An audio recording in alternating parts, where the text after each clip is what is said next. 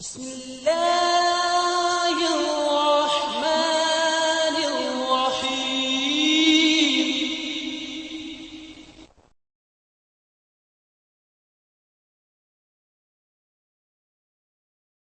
حي على الفلاح.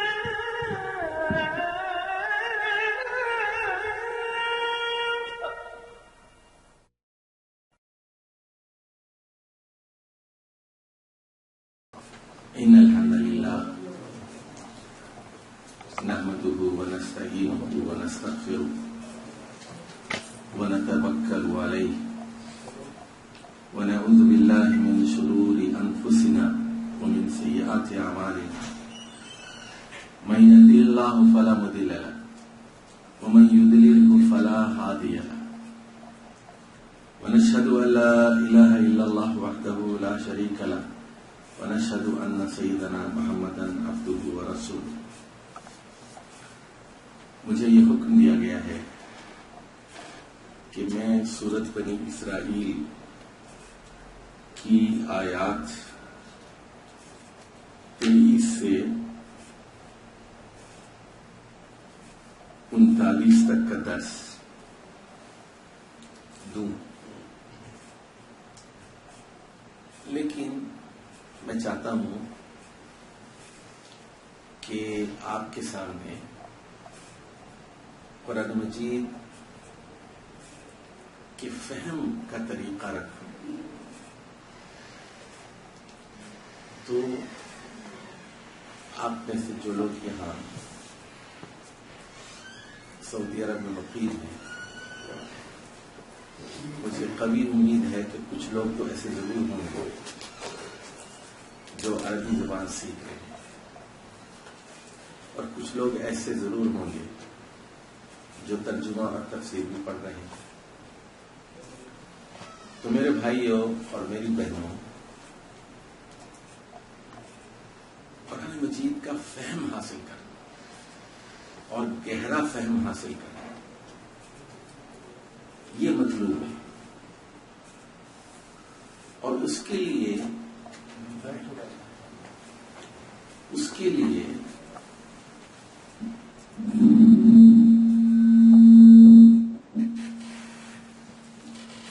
ایک وقت ایک ہی سورت پڑھیے. ہر سورت ایک وحدت ہے، اکائی ہے، انڈیپینڈنٹ یونٹ. قرآن مجید میں 114 صورتیں.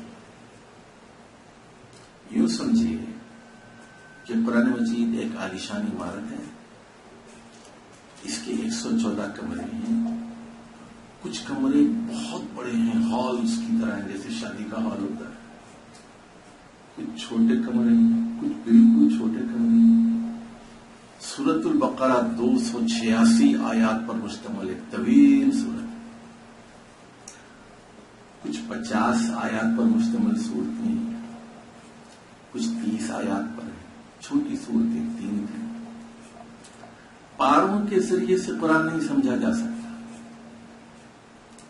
رکوع کے ذریعے سے قرآن نہیں سمجھا جا سکتا. تو قرآن فہمی کا سب سے اچھا طریقہ یہ ہے ایک وقت میں ایک سورت پڑھیں. دوسری بات، ایک سورت کو مختلف پیراگرافز میں تقسیم کر لیں. ہر پیراگراف کو ایک عنوان دیں اور پیراگرافک لنک دریافت کریں. پیراگرافک لنک. اکثر لوگ قرآن پڑھتے ہیں، ہم ان سے پوچھتے ہیں یہ کیا ہے، وہ کہتے ہیں ناک ہے. یہ کیا ہے، کہتے ہیں آنکھ ہے. یہ کیا ہے، منہ ہے. لیکن وہ یہ نہیں بتا سکتے کہ آنکھ کا ناک سے کیا تعلق ہے، ناک کا حلق سے کیا تعلق ہے، چھینک ناک سے آتی ہے، آنکھ میں آنسو کیوں آتے ہیں. لنک، ربط تلاش کرنا، پیراگراف کو پیراگراف سے جوڑنا. حکم آپ دماغ سے دیتے ہیں، انگلی یہ اٹھاتے ہیں، کبھی یہ انگلی اٹھاتے ہیں. تو اس دماغ کا اس انگلی سے بھی کوئی تعلق ہے, اس انگلی سے بھی ہے, اس انگلی سے بھی ہے. اس لنک کو دریافت کرنا. اچھا, اب سورت بنی اسرائیل کی جن آیات کے بارے میں مجھے حکم دیا گیا, اس سے پہلے میں تھوڑا سا اس کے پس منظر کو بیان کرنا چاہتا ہوں. جس طرح سورت البقرہ میں بڑی سورت ہونے کے باوجود پوری سورت کا خلاصہ صرف ایک جملے میں بیان کر سکتے ہیں سورہ بقرہ کا, اور وہ کیا ہے؟ بنی اسرائیل سے امامت, لیڈرشپ, قیادت, سیادت چھین کر امت مسلمہ کو دے دی. یعنی سورہ بقرہ کے دو حصے ہیں. پہلے حصے میں بنی اسرائیل کے بارے میں چارج شیٹ, فرد جرم, ان پر کیا ذمہ داریاں عائد کی گئی تھیں اور انہوں نے کیا کیا, کتنی نافرمانیاں کی. اللہ نے ان کو ہٹا دیا. وہ دنیا کے مینیجر تھے. انی فضلتکم علی العالمین, اے بنی اسرائیل, میں نے دنیا کی تمام قوموں پر تمہیں فضیلت, فضلتکم علی العالمین, ان کے سر پر یہ اعزاز تھا, یہ تاج سجا ہوا تھا. لیکن ان کی نافرمانیوں کی وجہ سے, ان کی بدماشیوں کی وجہ سے, انبیاء کو قتل کرنے کی وجہ سے, انبیاء کو تکلیف دینے کی وجہ سے, نافرمانیوں کی وجہ سے اللہ نے ان سے وہ اعزاز چھین لی. اور امت مسلمہ سے کہا گیا they are know more managers, آپ اب اس دنیا کی قیادت کریں. You have to lead the world. وَكَذَلِكَ جَعَلْنَاكُمْ أُمَّةً وَسَطًا. تو سورہ بقرہ کا خلاصہ کیا ہوا؟ امامت 1900 قبل مسیح میں بنی اسرائیل حضرت یعقوب کی اولاد, 1300 قبل مسیح میں تورات دی گئی, اور 610 عیسوی میں جب رسول اللہ صلی اللہ علیہ وسلم کو آخری نبی بنا کر دنیا میں بھیجا گیا, ان سے امامت چھین کر آپ کے سر پر یہ ذمہ داری عائد کی. یہ بوجھ آپ کے کاندھوں پر رکھا گیا اور کہا گیا کنتم خیر امۃ اخرجت للناس, تم بہترین امت ہو, اب دنیا کی قیادت اور لیڈرشپ تم کو کرنی. وہ نافرمان تھے, تمہیں اب یہ ذمہ داری کا بوجھ اٹھانا. اچھا, اب آ جائیے سورہ بنی اسرائیل. مجھے حکم تو دیا گیا ہے کہ میں دوسرے رکوع سے بات کروں, لیکن میں یہ بتانا چاہتا ہوں کہ پہلے رکوع کو سمجھیں گے تو دوسرے رکوع کو سمجھنا آپ کو آسان ہوگا. ربط تلاش کرو, اور یہ ذرا تھوڑی سی مشکل چیز ہے. ربط تلاش کرنا مشکل چیز ہے. تو یہاں تیزی کے ساتھ میں یہ کچھ مضامین بتا دیتا ہوں. پہلی آیت میں اسرا کا ذکر ہے, رات کے سفر کا, کہ اللہ تعالیٰ نے رسول اللہ صلی اللہ علیہ وسلم کو مکے سے. پہلی آیت میں سورہ بنی اسرائیل کے ذکر ہے واقع اسرا کا, رات کے سفر کا, مکے سے فلسطین, فلسطین سے واپس مکہ. سورہ نجم میں معراج کا ذکر ہے, فلسطین سے پھر 7 آسمانوں کا سفر اور واپس. اچھا, دوسری آیت میں کہا گیا وَآتَيْنَا مُوسَى الْكِتَابَ وَجَعَلْنَاهُ هُدًى لِبَنِي إِسْرَائِيلَ أَلَّا تَتَّخِذُوا مِن دُونِي وَكِيلًا. اور ہم نے موسیٰ علیہ السلام کو ایک کتاب دی تھی, یعنی تورات. کب دی تھی؟ 1300 BC, 1300 قبل مسیح. اور رسول اللہ صلی اللہ علیہ وسلم پر وحی کا آغاز کب ہوا؟ 610 عیسوی. یعنی تورات اور قرآن کے درمیان فاصلہ کتنے سالوں کا ہے؟ 1900 سالوں, 1900 years. 1300 plus 600, 1900. تیسری آیت میں کہا گیا ذریۃ من حملنا مع نوح, بنی اسرائیل اولاد ہیں حضرت نوح اور ان کے کشتی والوں. حضرت نوح علیہ السلام کا زمانہ کب کا ہے؟ 3500 BC, 3500 قبل مسیح. یعنی نوح علیہ السلام کے بعد ابراہیم علیہ السلام کا زمانہ وہ تقریباً 1400 سال کا فاصلہ ہے، 2100 قبل۔ ابراہیم علیہ السلام سے موسیٰ علیہ السلام کے درمیان تقریباً 800 سال کا فاصلہ ہے، 2100 BC ٹو 1300 BC۔ اور موسیٰ علیہ السلام اور رسول اللہ صلی اللہ علیہ وسلم کے درمیان 1900 سال کا فاصلہ ہے۔ اچھا، اس کے بعد کہا گیا آیت نمبر 4 بڑی اہمیت کی حامل ہے۔ آیت نمبر 4، وَقَدَيْنَا إِلَىٰ بَنِي إِسْرَائِيلَ لَتُفْسِدُنَّ فِي الْأَرْضِ مَرَّتَيْنِ۔ اے بنی اسرائیل، تم لوگ زمین پر 2 مرتبہ بدماشی کرو گے، 2 مرتبہ بدماشی کرو گے۔ لَتُفْسِدُنَّ فِي الْأَرْضِ مَرَّتَيْنِ وَلَتَعْلُنَّ عُلُوًّا كَبِيرًا۔ پھر کیا ہوا؟ اب آیت نمبر 5 پہ آئیے، فَإِذَا جَاءَ وَعْدُ أُولَاهُمَا بَعَثْنَا عَلَيْكُمْ عِبَادًا لَنَا أُولِي بَأْسٍ شَدِيدٍ فَجَاسُوا خِلَالَ الدِّيَارِ وَكَانَ وَعْدًا مَفْعُولًا۔ اور پہلی بدماشی کے بعد وہ ہمارے وعدے کا وقت آ گیا تو ہم نے اپنے مضبوط بندوں کو بھیجا، انہوں نے یروشلم کی اینٹ سے اینٹ بجا دی، یہودیوں کو گاجر مولی کی طرح کاٹ کے رکھ دیا۔ پھر کیا ہوا؟ ثم رددنا لكم الكرة عليهم وامددناكم بأموال وبنين وجعلناكم أكثر نفيرا۔ اس کے بعد اللہ کا عذاب آیا، ان کو گاجر مولی کی طرح کاٹ دیا گیا۔ اس کے بعد اللہ نے ان کو دیے، پیسے خوب دیتے گئے، اولاد خوب، یہ تھوڑے سے رہ گئے تھے، قتل کے بعد بڑھتے گئے، اولاد آبادی بڑھ گئی، پیسے دیے، امددناکم باموال وبنین وجعلناکم اکثر نفیرا، ان کی آبادی میں اضافہ کر دیا۔ پھر کیا ہوا؟ اللہ نے کہا ان احسنتم احسنتم لانفسکم، ٹھیک ہو جاؤ، ٹھیک ہو جاؤ، اگر تم ٹھیک ہو جاؤ گے تو تمہارے اپنے حق پہ مفت، بدماشی چھوڑو۔ پھر اس کے بعد کیا ہوا؟ وَإِنْ أَسَأْتُمْ فَلَا، بدماشی کرو گے تمہارے خلاف جائے گی۔ وَإِنْ أَسَأْتُمْ، اگر تم لوگ بدماشی کرو گے تمہارے خلاف جائے گی۔ فَإِذَا جَاءَ وَعْدُ الْآخِرَةِ، اور پھر جب دوسرے وعدے کا وقت آیا، لِيَسُوءُوا وُجُوهَكُمْ، تاکہ ان کے چہرے بگاڑ دیے جائیں، وَلِيَدْخُلُوا الْمَسْجِدَ كَمَا دَخَلُوهُ أَوَّلَ مَرَّةٍ، اور وہ مسجد اقصی میں داخل ہو جائیں جس طرح پہلے داخل ہوئے، مسجد اقصی کی اینٹ سے اینٹ بجا دی جائے۔ وَلِيُتَبِّرُوا مَا عَلَوْا تَتْبِيرًا، تاکہ ان کو پاش پاش کر دیں، ان کی دھجیاں اڑا دیں، ان کی بوٹی بوٹی الگ کر دیں، مسجد کو مسمار کر دیں۔ اللہ نے اپنا دوسرا وعدہ پورا کیا، دوسری مرتبہ بدماشی کی سزا دی گئی۔ پہلی بدماشی کے بعد اللہ نے کیا کہا تھا؟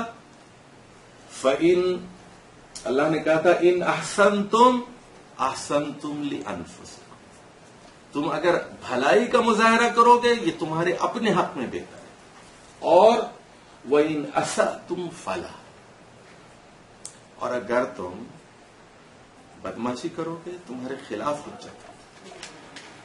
پھر دوسرا پہ ہوا، اب سن لیجئے، عَسَىٰ رَبُّكُمْ أَن يَرْحَمَكُمْ، اے یہودیو، اے اہل کتاب، اے بنی اسرائیل کے لوگو، امید ہے، توقع ہے، گارنٹی نہیں ہے۔ عَسَىٰ رَبُّكُمْ أَن يَرْحَمَكُمْ، توقع ہے کہ اب اللہ تم پر رحم کرے گا، اب میں نے آخری رسول کو بھیج دیا ہے، آخری کتاب نازل ہو گئی ہے، توقع ہے۔ عَسَىٰ رَبُّكُمْ أَن يَرْحَمَكُمْ وَإِنْ عُدْتُمْ عُدْنَا، اگر تم اعادہ کرو گے تو پھر ہم بھی اپنا عذاب کا اعادہ کریں گے، تم اپنی بدماشیوں کو دہراؤ گے ہم بھی اپنا عذاب دہرائیں گے۔ وَإِنْ عُدْتُمْ عُدْنَا وَجَعَلْنَا جَهَنَّمَ لِلْكَافِرِينَ حَصِيرًا، اور ہم اس آخری کتاب اور آخری رسول کو چھٹلانے والوں کے لیے دوزخ کا ٹھکانہ فراہم کریں، ان کو گھیر لے آئیں گے۔ اس کے بعد اب یہ آیت تھی 8، اس کے بعد نویں آیت میں کہا گیا ان ھذا القرآن یہدی للتی ہی اقوم، بلا شبہ یہ قرآن ایک ایسے راستے کی طرف رہنمائی کرتا ہے جو بالکل سیدھا ہے، بالکل سیدھا ہے۔ ان ھذا القرآن یہدی للتی ہی اقوم وَيُبَشِّرُ الْمُؤْمِنِينَ الَّذِينَ يَعْمَلُونَ الصَّالِحَاتِ أَنَّ لَهُمْ أَجْرًا كَبِيرًا، اور یہ خوشخبری دیتا ہے ایمان لا کر نیک عمل کرنے والوں کے لیے، اے یہودیو، اے بنی اسرائیل کے لوگو، ایک چانس اور ہے جنت میں جانے کا۔ بدماشیاں چھوڑو، تم نے پہلے انبیاء کا قتل کیا، انبیاء کی نافرمانی کی، تورات کے احکام کو اٹھا کر طاق پر رکھ دیا، ہم نے تمہیں دنیا کا امام بنایا تھا، فضلتکم علی العالمین کا تاج تمہارے سر پر رکھا، تم کو پہلا موقع دیا، دوسرا موقع دیا، 2 مرتبہ مسجد اقصی کو تباہ و تاراج کیا گیا، تم کیا سبق لینے کے لیے تیار ہو یا نہیں؟ اب آخری کتاب نازل ہوئی۔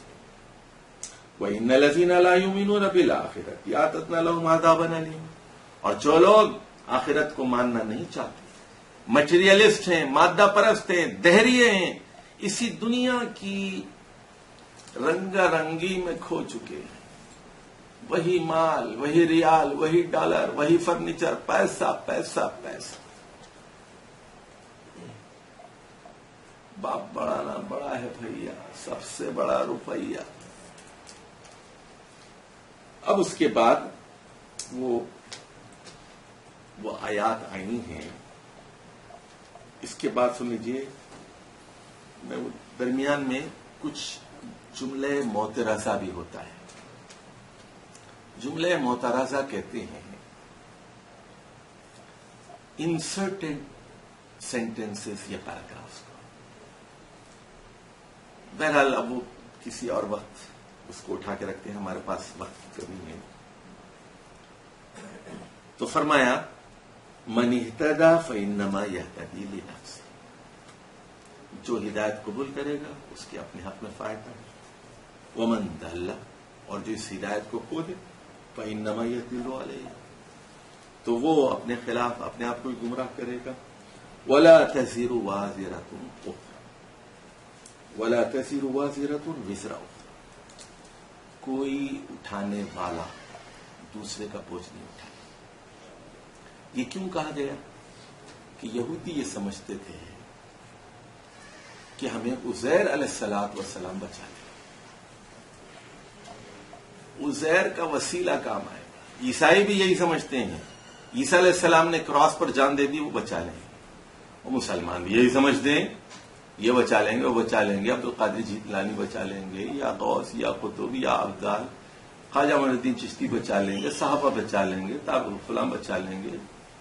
تو یہاں جو بات بتائی جا رہی ہے، کوئی اٹھانے والا دوسرے کا بوجھ نہیں اٹھائے گا، اپنی فکر کرو، آپ کے اعمال آپ کے اپنے لیے ہیں۔ آپ عمرہ کرتے ہیں دادا کے لیے، دادا پہ حج فرض نہیں تھا، آپ دادا کے لیے عمرہ کر رہے ہیں، دادا کے لیے حج کر رہے ہیں۔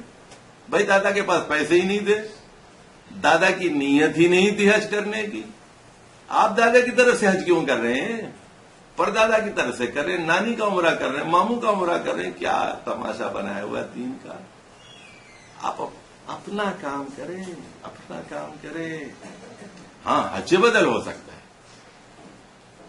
کوئی پیسے دے، اس کی نیت بھی ہے، بوڑھا ہے، چل نہیں سکتا، کام نہیں کر سکتا، اب اس کے بدلے میں کام ہو سکتے، والد کی طرف سے، والدہ کی طرف سے روزے بھی رکھے جا سکتے ہیں۔ لیکن آپ کہتے ہیں میں 1000 نماز پڑھ رہا ہوں، 500 الرٹ میرے اکاؤنٹ میں سے نکال کے اماں کے اکاؤنٹ میں ڈال دیں۔ اچھا جی، اب اس کے بعد اہم اصول ہے وما كنا معذبین حتی نبعث رسولا، ہمارا اصول ہے، قانون ہے کہ ہم کسی قوم کو اس وقت تک عذاب میں مبتلا نہیں کرتے جب تک کہ رسول نہ بھیجے۔ چنانچہ ہم نے آخری رسول محمد مصطفیٰ صلی اللہ علیہ وسلم کو اب بھیج دیا ہے۔ وَإِذَا أَرَدْنَا أَن نُهْلِكَ قَرْيَةً، اب سن لیجیے ایک اہم اصول، زلزلے کیوں آتے ہیں، سیلاب کیوں آتا ہے، بیماریاں کیوں آتی ہیں، وبائیں کیوں آتی ہیں، لاکھوں لوگوں کو چشم زدن میں کیوں ہلاک کیا جاتا ہے؟ اللہ کا قانون، جب ہم کسی بستی کو ہلاک کرنے کا ارادہ کرتے ہیں، وَإِذَا أَرَدْنَا أَن نُهْلِكَ قَرْيَةً، جب ہم کسی بستی کو ہلاک کرنے کا ارادہ کرتے ہیں، امرنا مترفیہا، تو ہم اس کے امیروں کو، خوشحال لوگوں کو، اس کے دولت مندوں کو، اس کے سرمایہ داروں کو، اس کے زمینداروں کو، اس کے بڑے بڑے لوگوں کو، خوشحال لوگوں کو، مترفین کو حکم دیتے ہیں کہ نیکی کرو، زکات دو، غریبوں کا خیال رکھو، انصاف کرو، عدل کرو. پھر کیا ہوتا ہے؟ فَفَسَقُوا فِيهَا، لیکن وہ اللہ کے احکامات کی نافرمانی کرتے ہیں. فَحَقَّ عَلَيْهَا الْقَوْلُ، پھر ہمارا قول عذاب ان پر چسپاں ہو جاتا ہے. فَدَمَّرْنَاهَا تَدْبِيرًا، اور ہم ان کی دھجیاں اڑا دیتے ہیں، ہم ان کی بوڈی الگ کر دیتے ہیں، ہم ان کو پاش کر دیتے ہیں، صف ہستی سے مٹا دیتے ہیں. کیا بات معلوم ہوئی؟ اللہ تعالی کا قانون ہلاکت، اللہ تعالی کا قانون عذاب، law of inhalation. Law of inhalation کیا ہے؟ اللہ تعالیٰ امیروں کو حکم دیتا ہے، پیسے والوں کو حکم دیتا ہے، نیکی کرو، نیکی کرو، نیکی کرو. لیڈرشپ کو حکم دیتا ہے. جب وہ نافرمانی کرتے ہیں، فحق علیہ القول فدمرناها تدمیرا. اب اس کے بعد میں وہ درمیانی آیات جو ہے وہ چھوڑ رہا ہوں. اب اس کے بعد سن لیجیے آج کے جو زیر درس آیات ہیں، ذرا ہم اس پر بات کرتے ہیں. وَقَضَىٰ رَبُّكَ أَلَّا تَعْبُدُوا إِلَّا إِيَّاهُ وَبِالْوَالِدَيْنِ إِحْسَانًا. یہ آیت نمبر 23 ہے. اب اس کا سلسلہ کلام سے کیا تعلق ہے، اس کو ذرا سمجھیے. ربط کلام کیا ہے اس کا سمجھیے. بنی اسرائیل کو 10 کمانڈمنٹس دیے گئے تھے. 10 کمانڈمنٹس. موسیٰ علیہ السلام کو 1300 قبل مسیح میں تورات دی گئی تھی، اور تورات میں احکام عشرہ دی گئی تھی. یہ جو آیات آ رہی ہیں، یہ قضیٰ ربک اللہ تعبدوا، یہاں سے انہی 10 کمانڈمنٹس کا اعادہ ہے. یہاں امت مسلمہ کو بتایا جا رہا ہے کہ یہ احکامات ہم نے تورات میں بھی دیے تھے، بنی اسرائیل کو دیے تھے، لیکن انہوں نے نافرمانی کی، تورات کی آیات کا مذاق اڑایا، انبیاء کو قتل کیا، اللہ کی آیات کا مذاق اڑایا. 2 بار ہم نے کہا تھا کہ تم فساد کرو گے، 2 بار ان پر عذاب نازل ہوا، 2 بار مسجد اقصی کو تباہ و تاراج کیا گیا، اس کے اندر لوگ داخل ہو گئے، یہودیوں کو گاجر مولی کی طرح کاٹا گیا. پیغام امت مسلمہ بھی اگر آخری کتاب کے ساتھ یہی حشر کرتی ہے جو یہودیوں نے تورات کے ساتھ کیا، تو اللہ تعالی کا کوئی الگ قانون نہیں. یہودی بھی اللہ کے بندے ہیں، مسلمان بھی اللہ تعالی کے بندے ہیں، وہ بھی اللہ کی مخلوق ہے، یہ بھی اللہ کی مخلوق ہے. قانون ایک ہی ہے، ضابطہ ایک ہی ہے. اللہ کے قانون میں، اللہ کے دستور میں، اس کی سنت میں آپ کبھی کوئی تبدیلی نہیں پائیں گے. تو پہلی بات دین کی جو بنیاد ہے، دین میں سب سے پہلے نماز نہیں ہے، یاد رکھیے. دین میں سب سے پہلے زکات نہیں ہے، دین میں سب سے پہلے توحید ہے. سب سے پہلا حق اللہ کا ہے. وَقَضَىٰ رَبُّكَ أَلَّا تَعْبُدُوا إِلَّا إِيَّاهُ. اے محمد صلی اللہ علیہ وسلم، آپ کے رب نے یہ فیصلہ کر دیا ہے کہ تم لوگ کسی اور کی عبادت نہیں کرو گے مگر اللہ کی. یہ ماتھا کسی اور کے آگے جھک نہیں سکتا، یہ سر کسی اور کو سجدہ نہیں کر سکتا، یہ ہاتھ تباہ و برباد ہو جائیں اگر یہ غیر اللہ کے لیے اٹھے. اگر یہ عیسیٰ کے لیے کے سامنے اٹھتے ہیں، یہ موسیٰ علیہ السلام کے سامنے اٹھتے ہیں، یہ عبد القادر جیلانی کے لیے اٹھتے ہیں، یہ علی کے لیے اٹھتے ہیں، یہ محمد صلی اللہ علیہ وسلم کے لیے اٹھتے ہیں، تو یہ ہاتھ تباہ و برباد ہو جائیں. یہ ہاتھ بنے ہیں، یہ سر اور پیشانی بنی اللہ کے لیے، پیدا کرنے والے کے لیے. سورہ لقمان میں اور دوسری جگہ بھی آیا ہے. تمہیں کنفیوژن کیا ہے؟ ھذا خلق اللہ فارونی ماذا خلق الذین من دونی. یہ پہاڑ، یہ آسمان، یہ زمین، یہ جانور، یہ انسان، یہ اللہ کی پیدائش ہے. ھذا خلق اللہ، یہ اللہ کی تخلیق. مجھے بتاؤ ماذا خلق الذین من دونی، بتاؤ من دون اللہ نے کیا پیدا کیا. کسی نے کوئی مچھر بھی پیدا کیا؟ کسی جن نے، کسی انسان نے، کسی فرشتے نے، کسی جبریل نے، کسی میکائیل نے، کسی اسرائیل نے، کسی اسرائیل نے، کسی عیسیٰ نے، کسی موسیٰ نے، کسی ابو بکر نے کوئی مکھی بھی پیدا کی؟ کسی عمر نے، کسی علی نے، کسی عثمان نے؟ وائی سو کنفیوژن؟ فارونی، قرآن کا چیلنج.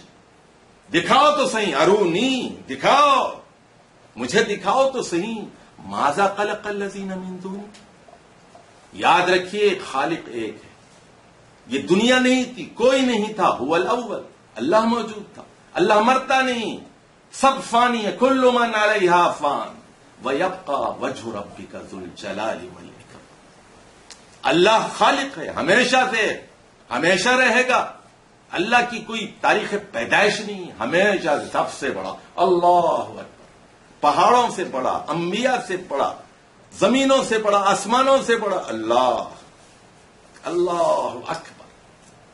وہی خالق ہے. سجدہ اسی کے لیے ہے، عبادت اسی کے لیے، بندگی اسی کے لیے. تو پہلا 10 کمانڈمنٹس میں سے جو پہلی بات ہے، سب سے پہلے حق اللہ کا ہے. نمبر 2 وبالوالدین احسانا. دوسرا حق والدین کا. اس کے بعد تیسری بات یہاں جو کہی جا رہی ہے وہ وآتی ذی القربی حقہ، اور رشتہ داروں کو ان کا حق دو. پہلا حق کس کا ہو گیا؟ اللہ کا. دوسرا حق کس کا ہے؟ والدین. تیسرا کس کا ہے؟ رشتہ داروں. رشتوں کو کاٹنے والا جنت میں داخل نہیں ہو سکتا. اب سن لیجئے، یہ جو راہب ہیں، صوفی ہیں، درویش ہیں، تاریک الدنیا ہیں، یہ خوب عبادتیں کرتے ہیں، جنگلوں میں چلے جاتے ہیں، شادی نہیں کرتے. ان کو ماں باپ سے کوئی محبت نہیں ہوتی، بہن بھائیوں سے کوئی محبت نہیں ہوتی، چچا سے نہیں ہوتی، خالہ سے نہیں ہوتی. رشتوں کو توڑتے ہیں، قطع تعلقی کرتے ہیں، فون نہیں کرتے، جنازوں میں نہیں جاتے، شادی بیاہ میں شرکت نہیں کرتے، دعائیں نہیں کرتے، غریب رشتہ داروں کی مدد نہیں کرتے. تو اسلام یہ بتا رہا ہے شادی کرنا چاہیے، خاندان ہونا چاہیے. خاندان کے نتیجے میں ہی، شادی کے نتیجے میں، نکاح کے نتیجے میں رشتے بنتے ہیں. بیٹا کیسے بنتا ہے؟ چچا کیسے بنتا ہے؟ خالہ کیسے بنتی ہیں؟ ماموں کیسے بنتے ہیں؟ نکاح کی وجہ سے رشتے وجود میں آتے ہیں. نکاح کی وجہ سے باپ بنتا ہے، ماں بنتی ہے. تو اللہ چاہتا ہے کہ انسانوں میں پہلا حق والدین کا ہے. پہلا حق تو اللہ کا ہے، اس کے بعد والدین کا ہے. اور والدین کے بعد کون ہے؟ رشتہ دار ہیں. اب دیکھیے اس کے بعد چوتھی بات، میں تفصیل میں نہیں جا رہا ہوں، صرف میں نظم بتا رہا ہوں آپ کو، موٹی بات بتا رہا ہوں. اس کے بعد کہا گیا والمسکین. رشتہ دار کا بات کس کا ہے؟ مسکین کا ہے. وابن السبیل، اس کے بعد کس کا ہے؟ مسافر کا ہے. ولا تبذر تبذیرا، اور فضول خرچی بالکل مت کرو. اچھا، اگر آپ فضول خرچی کریں گے، یا تو باپ کا حق ماریں گے، یا ماں کا حق، یا چچا کا، ماموں کا، رشتہ دار کا، یا مسکین کا، یا مسافر کا. فضول چیزیں گھر میں لا کے ڈیکوریٹ کرتے جائیں گے. آپ چچا کا حق مار رہے ہیں، ماموں کا حق مار رہے ہیں، مسکین کا، مسافر کا حق مار رہے ہیں. مسافر کے بارے میں سن لیجیے، اتنے سخت احکام ہے. اگر کوئی مسافر آپ کے شہر میں، آپ کی بستی، آپ کے گاؤں میں آ جائے اور آپ اس کو بھوکا ہے، کھانا نہیں دیتے، اس کو یہ حق ہے کہ آپ سے جنگ کرے، لڑے، اور زبردستی وہ کھانا چاہیے. زکوٰۃ کی جو 8 مدات سورہ توبہ کی آیت نمبر 60 میں بیان کی گئی ہیں، اس میں مسافر بھی ہے. مسافر دیکھیے، لیکن مسافر روز روز نہیں آتا، کبھی کبھی ہوتا ہے مسافر.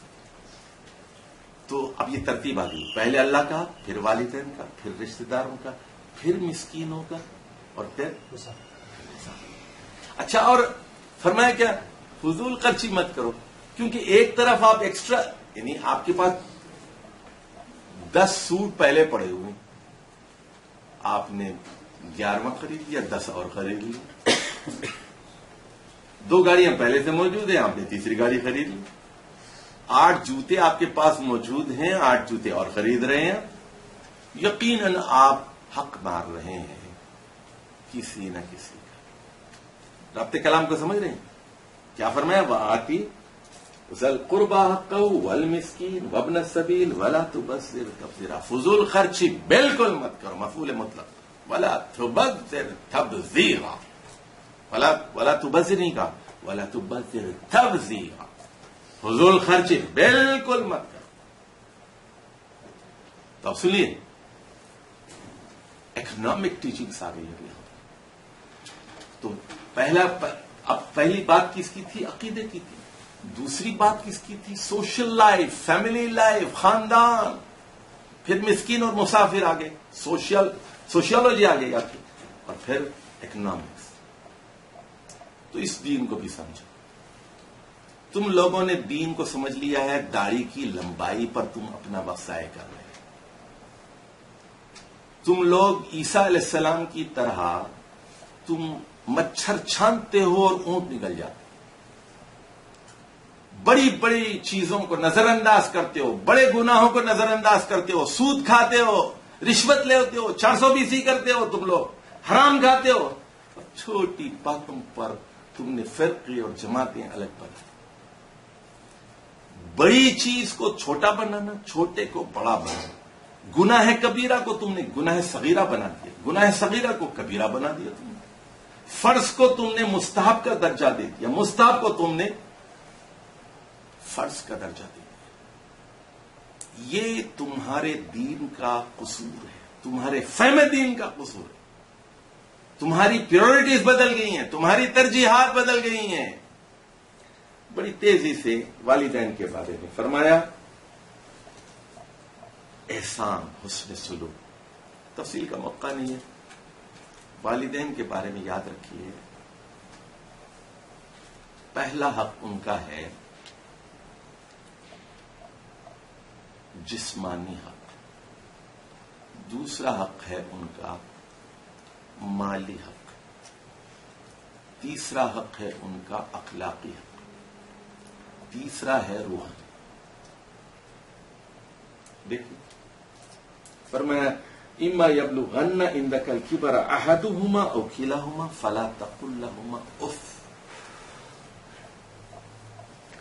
اگر بڑھاپے میں تم ایک کو یا 2 کو پاؤ تو ان کو اف تک نہ ملتا۔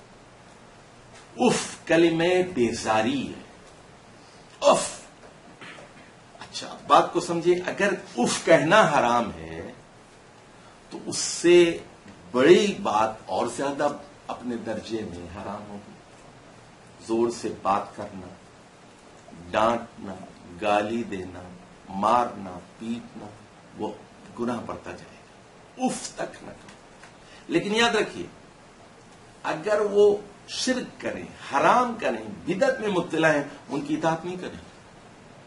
باپ کی غلطی کو غلطی کہنا پڑے گا، جیسے حضرت ابراہیم نے کہا، یا ابت انی اراک وقومک فی ضلال مبین۔ ابا جان، میں آپ کو بھی گمراہی میں دیکھ رہا ہوں، کھلی گمراہی میں مبتلا ہیں آپ، اور آپ کی قوم بھی کھلی گمراہی میں مبتلا۔ اگر آپ کی ماں چادریں چڑھاتی ہے، عرس میں جاتی ہے اور کہتی ہے جھولی بھر دو یا محمد، تو آپ خاموش نہیں بیٹھے۔ آپ کی ماں کو دوزخ سے بچانا آپ کی ذمہ داری ہے، اپنے باپ کو دوزخ سے بچانا اور شرک سے بچانا یہ آپ کی ذمہ داری ہے۔ لیکن اخلاق سے، احترام سے، غلط کو غلط کہیں گے۔ لا طاعت لمخلوق فی معصیت الخالق، اس جامع حدیث میں بتایا گیا کسی مخلوق کی اللہ کی نافرمانی میں اطاعت نہیں ہو سکتی۔ کسی شوہر کی اطاعت نہیں ہو سکتی، کسی باپ کی اطاعت نہیں ہو سکتی، کسی بڑے بھائی کی نہیں ہو سکتی، کسی باس کی، کسی بادشاہ کی اطاعت نہیں ہو سکتی اگر وہ حرام کا حکم ہے۔ اللہ کی نافرمانی میں کسی مخلوق بندے کی اطاعت نہیں ہو سکتی۔ سورہ لقمان میں واضح طور پر کہا گیا فلا تطیعہما، نہ باپ کی پیروی کرو نہ ماں کی پیروی کرو اگر وہ تمہیں شرک کا حکم دے۔ حرام میں، بدعت میں، شرک میں no compromise, no compromise whatsoever, but ان کو اف نہیں کہا جا سکتا، چاہے وہ غیر مسلم ہی کیوں نہ ہو۔ ولا تنہرہما، انہیں چھڑکو مت۔ وقل لہما قولا کریما، اور ان سے شریفانہ زبان میں گفتگو کرو، شریفانہ قول کریم سے گفتگو کرو۔ اور فرمایا گیا، اب یہ دیکھیے، یہ تو اخلاقی تعلیمات ہیں، فرمایا گیا وَاخْفِضْ لَهُمَا جَنَاحَ الذُّلِّ مِنَ الرَّحْمَةِ، اپنی ذلت کے پروں کو ان کے سامنے نچھاور کر دو، ذلت کے پروں کو جو رحمت سے پھوٹے۔ زیادہ اڑنے کی ضرورت نہیں ہے، جھک جاؤ۔ علامہ اقبال نے اس مضمون کو بہت مشکل آیت ہے، اس کا ترجمہ ہی بہت مشکل ہے۔ جناح الذل، ذلت کے پر ان کے آگے نیچے کر دو، as if you are flying very high, lower your wings, زمین پہ آ جاؤ، زمین پہ آ جاؤ۔ زندگی کی اوجگاہوں سے اتر آتے ہیں ہم، صحبت مادر میں طفلے سادہ رہ جاتے ہیں۔ کیا بات، والدہ مرحومہ کی یاد میں علامہ اقبال کی مشہور نظم پڑھی آپ۔ ربکم، اچھا اس کے بعد آپ کو دعا کیا کرنی ہے، اب ان کا روحانی حق کیا ہے؟ رب ارحمہما کما ربیانی صغیرا، رب ارحمہما، اللہ ان پر رحم فرما، انہوں نے پالا پوسا، نہلایا کھلایا، اسکول لے جاتے رہے، ان کے حقوق ہیں، ان کے حقوق ہیں، لیکن حرام دار نہیں ہے، اخلاقی حقوق ہیں، مالی حقوق ہیں، ان کے لیے دعا کریں ہمیشہ، رب ارحمہما کما ربیانی صغیرا۔ رب اغفر لی، پہلے مجھے معاف کریں، پھر کس کو کریں؟ ولی والد، پھر ولی المومنین، پھر ساری دنیا کی مثال۔ ترتیب دیکھیے، پہلے میں کس کے لیے دعا کروں؟ میں اللہ مجھے معاف پہلے کر، پھر کس کو؟ میرے دو ماں باپ، ماں والد والد، پھر کون؟ ساری دنیا کی مثال۔ ترتیب قرآن میں ملحوظ رکھیے، رب اغفر لی ولی والدی ولی المومنین۔ اچھا جی، اب آ جائیے، ان المبذرین کانوا اخوان الشیاطین وکان الشیطان لربہ کفورا، فضول خرچ لوگ شیطان کے بھائی، اور شیطان اپنے رب کا ناشکر ہے۔ فضول خرچی ایک شیطانی عمل ہے، اور یہ ناشکری، اس سے کیا بات معلوم ہوئی؟ مفہوم مخالف۔ شکر یہ ہے، سنیے، ایک تو ہے الشکر للہ، الشکر للہ، الحمدللہ، اور شکر یہ بھی ہے کہ آپ والد کو والد کا حق دیں، بیوی کا بیوی کو دیں، چچا کا چچا کو دیں، ماموں کا ماموں کو دیں، پھوپھی کو دیں، مسکین کو دیں، مسافر کو دیں، زکوٰۃ نکالیں، بخیل نہ بنیں، خرچ کریں۔ جو دیکھیے، بخیل جنت میں داخل نہیں ہو سکتا۔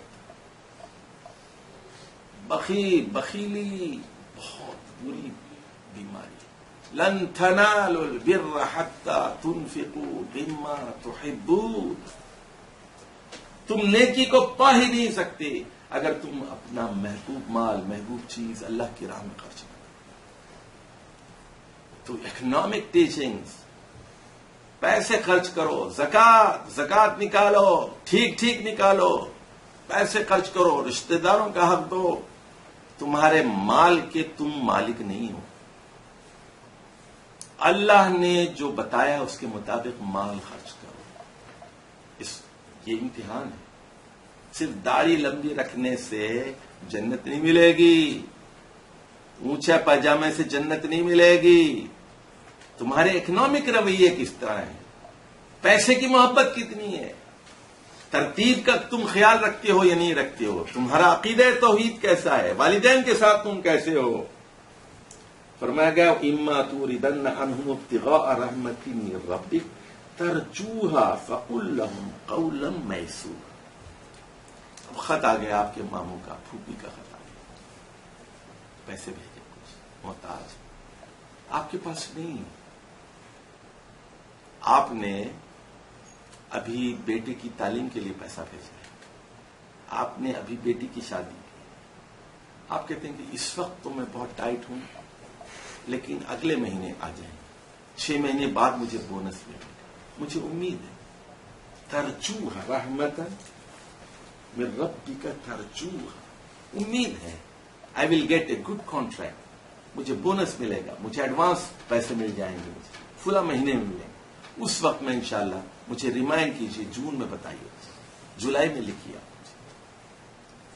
اس وقت میں میرے پاس نہیں، میں بینک سے لے کے نہیں دوں گا، قرض لے کے نہیں دوں گا، لیکن دوں گا، نیت ہے، جب آئے گا تو تمہیں نرم بات کیجیے. اور وہ کہتا ہے میری بہت ضرورت ہے، تو ٹھیک ہے. یہ نہ کہیے منہ اٹھائے جو ہے مانگنا شروع کر دیتا ہے، خط لکھ دیتا ہے، فون کر دیتا ہے، یہاں درخت پہ پیسے لگی ہوئی ہیں، باپ کی جاگیر ہے، میں اس کے لیے کما رہا ہوں، اتنی محنت کر رہا ہوں.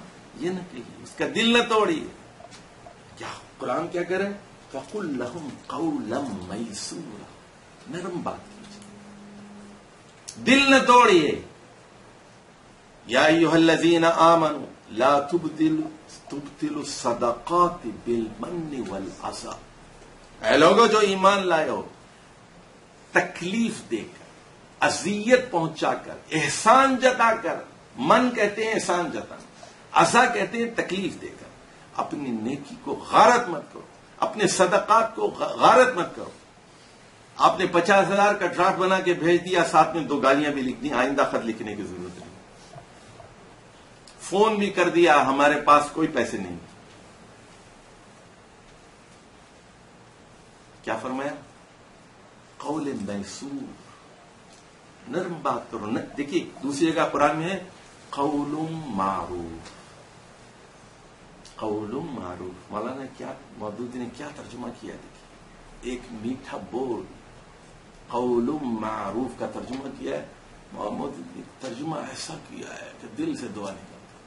قول معروف خیر من صدقۃ یتبعها اذى، ایک میٹھا بول اس خیرات سے بہتر ہے جس کے بعد آپ اس کو تکلیف پہنچائیں. 50,000 بھی دے رہے ہیں آپ، 2 گالیاں بھی دے رہے ہیں، وہ الٹا فائدہ کچھ نہیں ہوا، نقصان نہیں. اس سے بہتر یہ ہے کہ آپ میٹھی بات کریں. قول معروف خیر، ایک میٹھا بول، ایک نرم گفتگو. دیکھیے قرآن مجید کی طرف، وَلَا تَجْعَلْ يَدَكَ مَغْلُولَةً إِلَىٰ عُنُقِكَ وَلَا تَبْسُطْهَا كُلَّ الْبَسْطِ فَتَقْعُدَ مَلُومًا مَحْسُورًا. اعتدال، میانہ روی. حدیث میں ہے، اگرچہ کہہ دئی، مَا عَالَ مَنِ اقْتَصَدَ، وہ شخص کبھی مفلس نہیں ہوگا جو میانہ روی اختیار کرے. میانہ روی. فرمایا گیا کہ نہ تو اپنے ہاتھ کو اپنی گردن سے باندھے رکھو، نہ پوری طرح پھیلا دو، پھر بعد میں ملامت زدہ بھیک مانگتے بیٹھنے کہ ہائے میں نے لٹا دیے، کچھ جمع نہیں کیا، 10 سال سعودی عرب میں بھی گزارے، پلاٹ بھی نہیں خرید سکا، مکان بھی نہیں بنا سکا، بچوں کو تعلیم بھی نہیں دلا سکا، 10 سال بھی ضائع کر دیے، بیوی سے بھی دور رہا، بچوں سے بھی دور رہا. فتقعد ملوما ملوما محسورا، حسرت زدہ ہو جائے، ملامت زدہ ہو جائے. ان ربک یبسط الرزق لمن یشاء ویقدر انہ کان بعبادہ خبیرا بصیرا. فرمایا گیا کہ اللہ تعالیٰ جس کو چاہے رزق میں اضافہ کرتا ہے اور کبھی تنگ کر دیتا ہے، کبھی جاب ہے کبھی نہیں ہے، کبھی اچھا وقت ہے کبھی برا وقت ہے، اور وہ واچ کر رہا ہے، مانیٹر کر رہا ہے. دیکھتا ہوں میں تنگی میں کیا حال ہے اس کا، خوشحالی میں کیا حال ہے. پیسے آتے ہی خدا جب حسن دیتا ہے، نزاکت آ ہی جاتی ہے، نمازیں چھوٹنے لگتی ہیں، اللہ کی یاد سے غافل ہو جاتا ہے. فرمایا اللہ وَلَا تَقْتُلُوا أَوْلَادَكُمْ خَشْيَةَ إِمْلَاقٍ، اپنی اولاد کو بھوک کے ڈر سے قتل مت کرو. ہمارے ایک بزرگ تھے کراچی میں، پارلیمنٹ کے ممبر بھی تھے. وہ کہا کرتے تھے محمود اعظم فاروق کہ جب تقسیم ہوئی پارٹیشن کے بعد تو ان کے پاس ایک 2 کمرے کا مکان تھا. تو انڈیا سے لوگ ہجرت کر کے آتے تھے. ایک کمرے میں وہ میاں بیوی اور سارے بچے ہوتے تھے. ایک کمرہ انہوں نے مہاجرین کے لیے رکھا ہوا تھا. وہ آتے تھے 2 مہینے ٹھہرتے تھے، پھر اپنا مکان، پھر دوسرے مہاجر آتے تھے، پھر اپنا مکان، پھر تیسرے مہاجر. پھر یہ ہوا کہ اللہ نے ان کو 6 کمرے کا ایک مکان دیا. لیکن اس پر ایک آفت نازل ہوئی. ایک کمروں پر صوفوں نے قبضہ کر لیا، دوسرے کمرے پر ڈائننگ ٹیبل نے قبضہ کر لیا، تیسرے کمرے پر بیٹی نے قبضہ کر لیا، چوتھے پر بیٹی نے. اب مہمانوں کے لیے کوئی جگہ نہیں ہوتی، انسانوں کے لیے کوئی جگہ نہیں ہوتی. تو ہم لوگ 9 بھائی بہن، بھائی سارے کمرے میں سوتے تھے، بہنیں ایک کمرے میں سوتی تھیں. آج کا انسان یہ کہتا ہے کہ نہیں، میرے تو ایک لڑکا ایک لڑکی کافی ہے، بچے نہیں چاہیے مجھے زیادہ. میں اسٹینڈرڈ آف لیونگ بہت بلند کرنا چاہتا ہوں. رسول اللہ صلی اللہ علیہ وسلم کہتے ہیں انی اباہی بکم یوم القیامہ تزوجوا الولود الودود، زیادہ بچے دینے والی، محبت کرنے والی عورت سے شادی کرو، میں قیامت کے دن اپنی امت کی کثرت پر فخر کروں. میری امت آخری امت ہے لیکن تعداد میں سب سے زیادہ ہو. انسان کتنا خود غرض ہو گئے.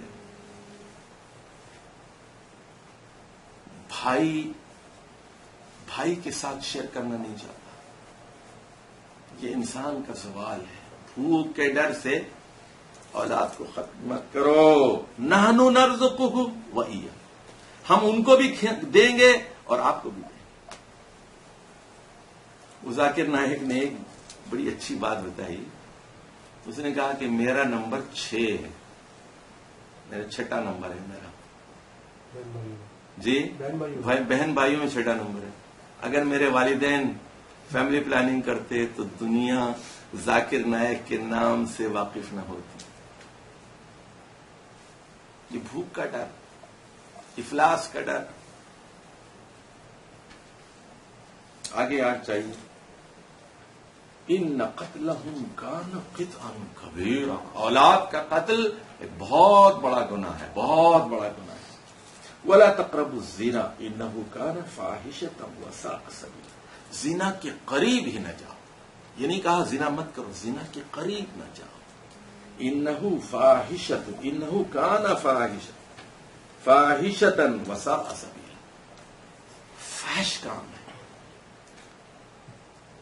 عربی میں فحش کا مطلب ہے گالی دینا. اور دنیا میں جتنی گالیاں دی جاتی ہیں، چاہے وہ انگریزی میں ہو، اردو میں ہو، پنجابی میں ہو، کوئی ہو، فارسی میں ہو، اس میں جنسی اعضاء کا ذکر کیا جاتا ہے.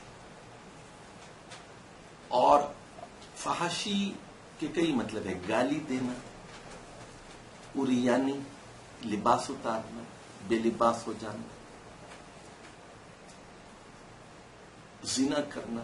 یہ سب تو زنا کیا ہے؟ ایک فحش کام ہے اور بہت ہی برا راستہ ہے. اور زنا میں اولاد نہیں ہوتی، اولاد مقصد نہیں ہے. اور عورت کی، مرد کی تسکین اور خاندان کا قیام اور بچوں کا ہونا اور پھر ماں باپ کی محبت، یہ ساری چیزیں پیش نظر نہیں ہے. نکاح ایک بہت ہی مقدس ادارہ ہے، انسٹیٹیوشن ہے. اس کے نتیجے میں ماں بنتی ہے، باپ بنتا ہے، رشتے سارے چچا ماموں سب کس سے بنتے ہیں؟ نکاح سے بنتے ہیں. زنا میں کوئی چچا ہوتا ہے، کوئی ماموں ہوتا ہے؟ برا راستہ ہے. اس سے سوسائٹی نہیں بنتی، خاندان نہیں بنتا، حقوق ڈیولپ نہیں ہوتے. ایک عارضی شوق ہے. اور یہی حال متع کا بھی ہے. یہی حال ہوتا ہے. چلیے وَلَا تَقْتُلُوا النَّفْسَ الَّتِي حَرَمَ اللَّهُ إِلَّا بِالْحَقِّ وَمَنْ قُتِلَ مَظْلُومًا فَقَدْ جَعَلْنَا لِوَلِيِّهِ سُلْطَانًا فَلَا يُسْرِفْ فِي الْقَتْلِ إِنَّهُ كَانَ مَنْصُورًا. دیکھیے میرے پاس وقت نہیں، میں مختصراً تیز بہت جا رہا ہوں، ورنہ میں ایک ایک آیت پر پھر ایک ایک گھنٹہ بھی ہو سکتا ہے. پھر اس پہ فیملی پلاننگ کب جائز ہے کب نہیں ہے، سمجھے آپ، وہ لمبی بحث ہو جائے گی. موٹی موٹی بات، قتل مت کرو، یہ بالکل بائبل میں آج بھی موجود ہے 10 کا. جان مت لو، جان کی حرمت ہے. ایک انسان کی جان لینا جیسے پوری انسانیت کا قتل ہے. ایک انسان کو زندگی بخشنا پوری انسانیت کو زندگی دینے کے مترادف. جان کی حرمت ہے، جان حرام ہے، جان نہیں لی جا سکتی الا بالحق. ہاں حق کے ساتھ، جان کے بدلے جان. اگر کوئی قاتل ہے تو اس کی جان دی جائے. لیکن پاکستان میں 8,000 لوگ جیلوں میں سڑ رہے ہیں، اور جو ہے یورپین یونین کا دباؤ ہے، نہیں ان کو پھانسی کی سزا نہیں دینا ہے، ان کو قتل نہیں کرنا ہے. 8,000 لوگ کنوکٹڈ ہیں، 10 سال مقدمہ ان پہ چلا ہے، جرم ثابت ہو گیا ہے، کنوکٹڈ کلرز ہیں، سزائے موت ہو چکی ہے، لیکن اس پر عمل درآمد نہیں ہو رہا ہے. قرآن پر عمل درآمد نہیں، کتب علیکم القصاص فی القتلى پہ عمل درآمد نہیں ہو رہا ہے. کمزور ہے، اللہ سے کم ڈرتے ہیں، یہودیوں اور عیسائیوں سے، اہل کتاب سے زیادہ ڈرتے. اللہ نے کہا فلا تخشوہم واخشونی، ان سے مت ڈرو، مجھ سے ڈرو. فلا تخافوہم وخافونی، ان کا خوف مت کرو، مجھ سے میرا خوف کرو. لیکن یہ شرک فی الخوف، شرک فی الخشیت. ومن قتل مظلوما فقد جعلنا لوليه سلطان فلا يسرف في القتل انه كان منصورا. اب یہ ہماری ذمہ داری ہے، ہمارے گاؤں میں، ہمارے خاندان میں، ہماری برادری میں کوئی قتل ہوتا ہے، ہم سب کو اٹھ کر کھڑے ہونا چاہیے. ہمیں ولی، وہ جو یتیم لڑکا ہے، وہ بیوہ ہے، اس کی ہمیں حمایت کرنا چاہیے، اور اس کی دادرسی ہونی چاہیے، اس کو انصاف ملنا چاہیے. ہم اس دنیا میں خاموش تماشائی بنے نہیں رہ سکتے. We have to play a role, we have to witness. ہمیں گواہی دینی پڑے گی کہ ظلم ہوا ہے، انصاف ملنا چاہیے. انصاف، یاد رکھیے، انصاف کے بغیر کوئی معاشرہ قائم نہیں رہ سکتا. اور یہی ہے مسلمانوں کا مسئلہ، یہ ہے انبیاء دنیا میں آتے ہیں انصاف قائم کرنے. وہ سورہ حدید کی آیت نمبر 25، لقد ارسلنا رسلنا بالبینات وانزلنا معهم الکتاب والمیزان لیقوم الناس بالقسط. لیقوم الناس بالقسط. انبیاء آتے ہیں تاکہ لوگ انصاف پر قائم ہو جائیں. لیقوم الناس بالقسط. انبیاء کو، تمام انبیاء دنیا میں آتے ہیں، رسول اسی لیے آتے ہیں انصاف قائم کریں. وہ صرف داڑھی لمبی کروانے کے لیے نہیں آتے، ٹوپی پہنوانے کے لیے نہیں آتے. آپ سمجھتے ہیں کہ ٹوپی پہن کے جنت مل جائے گی آپ کو؟ آپ سمجھتے ہیں حجر اسود کو چوما چاٹی کرنے سے جنت مل جائے گی آپ کو؟ پیسے خرچ آپ نہیں کریں گے، باپ کے ساتھ آپ صحیح نہیں ہے، رشتہ داروں کے ساتھ آپ صحیح نہیں ہے، زکات آپ ادا نہیں کرتے، آپ عدل قائم نہیں کرتے، قتل کو کہ آپ خاموش تماشائی بنے ہوئے ہیں. آپ سمجھتے ہیں کہ بس ایک بوسہ دے دوں تو جنت مل جائے گی. آسان کام ہے نا، دھکے مار کے بوسہ دے تو جنت مل جائے گی. تو ان تصورات نے امت مسلمہ کی پوری سوسائٹی کو تباہ و تاراج کر دیا. دھکے دے کر خدا کے بندوں کو بوسے لیجئے نہ حجر اسود کے. دھکے دے کر خدا کے بندوں کو بوسے لیجئے نہ حجر اسود کے. تمہارے پاس پتھر زیادہ اہم ہے یا انسان، مسلمان زیادہ اہم ہے؟ تم کچل دیتے ہو لوگوں کو، رون دیتے ہو، 200 300 حاجی مر جاتے ہیں. مسلمان کی تمہارے پاس اہمیت نہیں ہے. تم نے دین کی روح کو نہیں سمجھایا، دین کی روح کو، اس کی اسپرٹ کو نہیں سمجھایا. اور یہ جب ہوتا ہے کسی بھی معاشرے کے اندر، کھوکھلی چیزیں رائج ہو جاتی ہیں، پھر معاشرہ تباہ و تاراج ہو جاتا ہے. تو یہ بنیاد ہے جو یہاں سورہ بنی اسرائیل میں بیان کی گئی ہے. ولا تقربوا مال اليتيم الا بالتي هي احسن حتى يبلغ اشده واوفوا بالعهد ان العهد كان مسؤولا. یتیم جب تک کہ بالغ نہیں ہو جاتا اور اپنے باپ کی پراپرٹی کو، اس کے کاروبار کو، اس کے بزنس کو، اس کی زمین کو، اس کی فیکٹری کو چلانے کے قابل نہیں ہو جاتا تو اس کے مال کے قریب پھٹ کو. اس کا باپ مر گیا ہے تو تم نے پٹواری سے مل کے زمین اپنے نام پہ کر لی. اس کا قصور کیا ہے یتیم کا؟ اس کا باپ جلدی سے مر گیا ہے. پھٹ کو بھی دی اس کے نزدیک. لا تقربوا مال الیتیم. اور پھر فرمایا وَأَوْفُوا بِالْعَهْدِ إِنَّ الْعَهْدَ كَانَ مَسْئُولًا. کمٹمنٹس جو آپ کرتے ہیں اس کے بارے میں پاسپورٹس ہوگی. جو آپ عہد کرتے ہیں، جو اگریمنٹ کرتے ہیں، وہ ہمارا سیاستدان کہتا ہے کہ یہ تو اگریمنٹ ہی ہے نا، کوئی حدیث تو نہیں ہے، کوئی قرآن تو نہیں ہے. بھائی اگریمنٹ قرآن ہی کہہ رہا ہے کہ اگریمنٹس کی پاسداری کرو. جو بھی عہد ہے، آپ عقد ایجار ہو، عقد ملازمت ہو، رینٹ کا کانٹریکٹ ہو، لیز کا کانٹریکٹ ہو، میرج بھی ایک عقد، ایک عہد ہے. اس کی پابندی کرو. بیوی کا حق دو، شوہر کا حق دو، بچوں کا حق دو، والدین کا حق دو. It's a contract. لیکن یہاں بدبخت مہر ہی نہیں دیتا. 40 سال تک بیوی کو مفت میں استعمال کرتا ہے. حدیث کہتی ہے کہ سب سے اہم ترین شرط جس کے ذریعے بیوی حلال ہوتی ہے، احق الشروط. احق الشروط یعنی تمام شرطوں میں سب سے زیادہ بڑی اور حق والی شرط وہ مہر ہے. قرآن میں 5 مختلف الفاظ سے مہر کا ذکر کیا. پوری سوسائٹی مہر نہیں دیتی. پوری سوسائٹی مہر نہیں دیتی. اور مہر حیثیت کے مطابق دینا چاہیے. تو یہ بھی نکاح نامے پہ لکھوا دیتے ہیں، دیتی نہیں. پھر زیور لکھوا دیتے ہیں یا رکھوا دیتے ہیں، لیکن وہ بھی برائے نام. پھر اس کے بعد 7 زیور پہ قبضہ کر دیتے ہیں. نکاح نامے میں لکھواتے ہیں، دیتے نہیں. یہ ساری بدماشیاں قیامت کے دن پوچھی جائیں گی. ان العہد کان مسئولا. جو کمٹمنٹ ہے، جو وعدے ہیں، جو آپ کے عہد ہیں، عہد ایک ایگریمنٹ ہے، ایک کمٹمنٹ ہے. فرمایا وَأَوْفُوا الْكَيْلَ إِذَا كِلْتُمْ وَزِنُوا بِالْقِسْطَاسِ الْمُسْتَقِيمِ ذَلِكَ خَيْرٌ وَأَحْسَنُ تَأْوِيلًا. ٹھیک ٹھیک ماپو. کیل کہتے ہیں والیوم کو، حجم کو کہتے ہیں. حجم، volume should be perfect. Weight should be perfect. زِنُوا بِالْقِسْطَاسِ الْمُسْتَقِيمِ.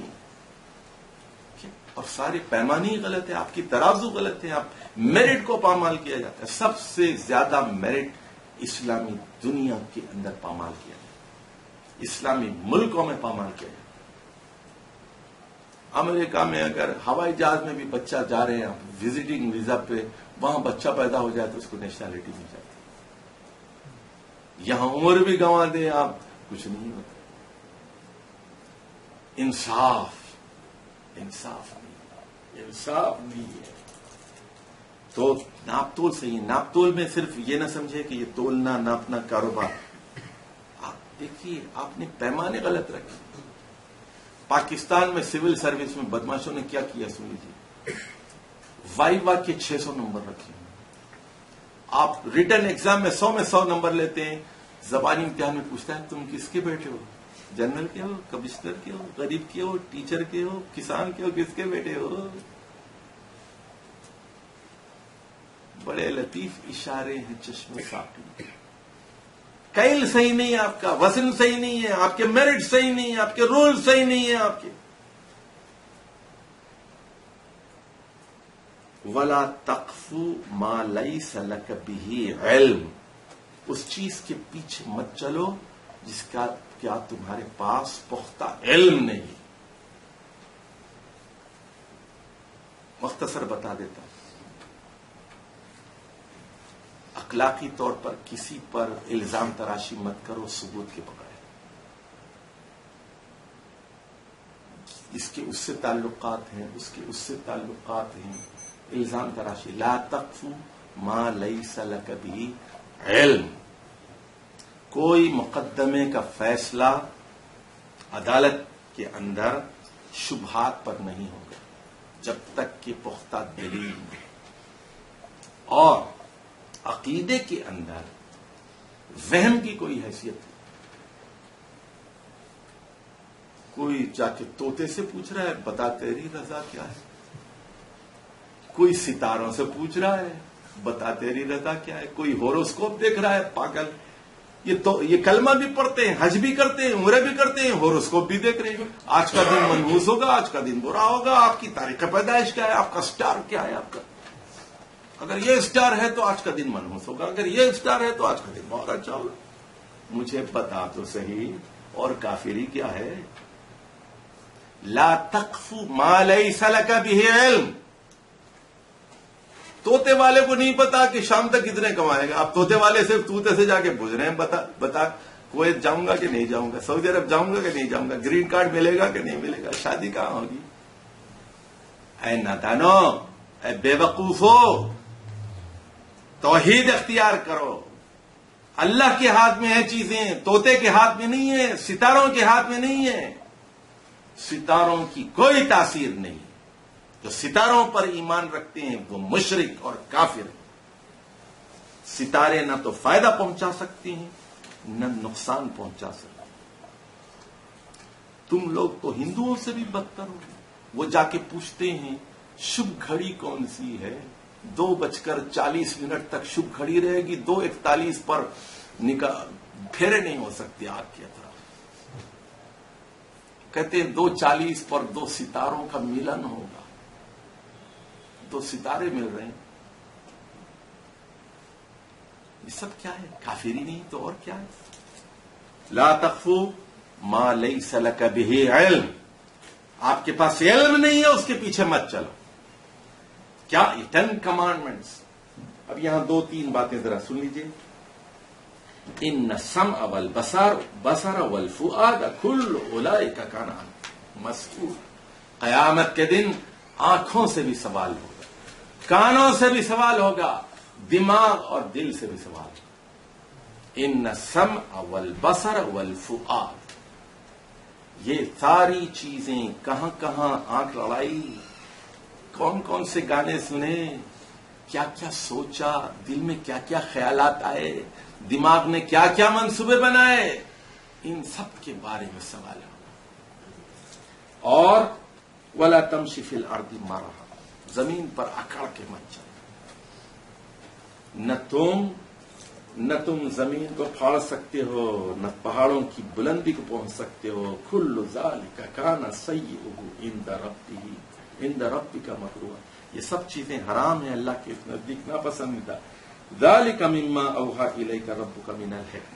یہ ساری باتیں اے محمد صلی اللہ علیہ وسلم آپ پر حکمت کی وحی کی گئی ہیں.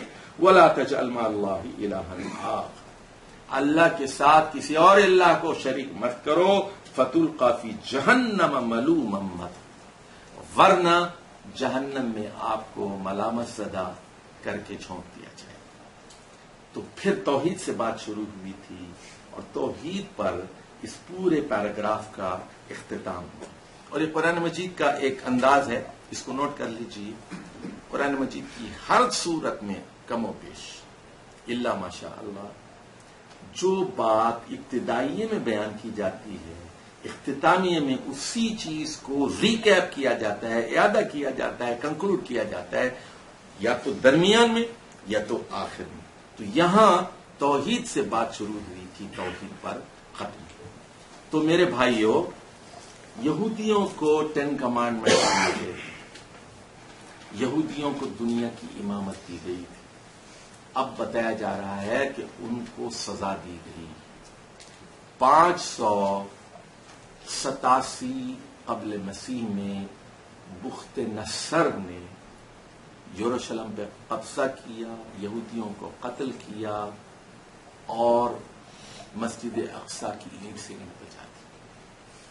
دوسری مرتبہ جب اللہ کا عذاب آیا 70 عیسوی میں, حضرت عیسیٰ علیہ السلام کے بعد, جب یحییٰ علیہ السلام کو قتل کیا گیا, جان دی بیپٹسٹ کو, ٹائٹس جو رومی جنرل تھا وہ مسجد اقصی میں گھسا، اس نے یہودیوں کو جو ہے تتر بتر کر کے مسجد ڈھا دی۔ 2 مرتبہ یہ عذاب آیا۔ اب یہاں کہا جا رہا ہے اب آخری موقع ہے، ایمان لاؤ، اب تم سیدھے ہو جاؤ ایک چاند سے، آخری رسول آخری کتاب ان ھذا القرآن یہدی، اور پھر وہی احکام عشرہ، وہی 10 کمانڈمنٹ جو بنی اسرائیل کو تورات میں دیے گئے تھے وہ قرآن میں دہرائے گئے۔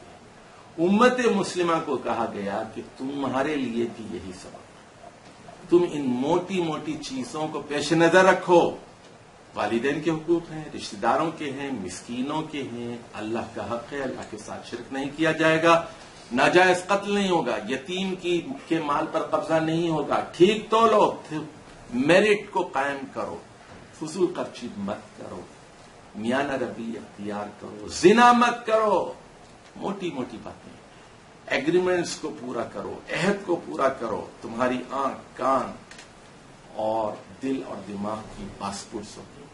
اور پھر یہ بتایا گیا کہ زمین پر تکبر، رعونت کا مظاہرہ مت کرو، تم بہت معمولی چیز، یہ بڑے سکندر گزرے ہیں، آج یہ پرویز مشرف جو بہت اکڑتا تھا، مکے دکھاتا تھا، پھرتے ہیں میر خار، کوئی پوچھتا نہیں، یہ مریں گے تو نہ زمین روئے گی نہ آسمان،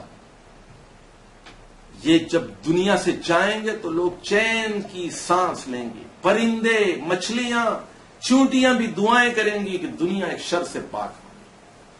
یہ ڈکٹیٹرز، یہ لینن، یہ اسٹالن، یہ عبد الفتاح سیسی، یہ سارے ڈکٹیٹرز، زمین پر اکڑ کر مت چلو، یہ فرعون اور نمرود، یہ واضح 2 اور 2 4 کی طرح قرآن مجید کی تعلیمات ہیں سورہ بنی اسرائیل۔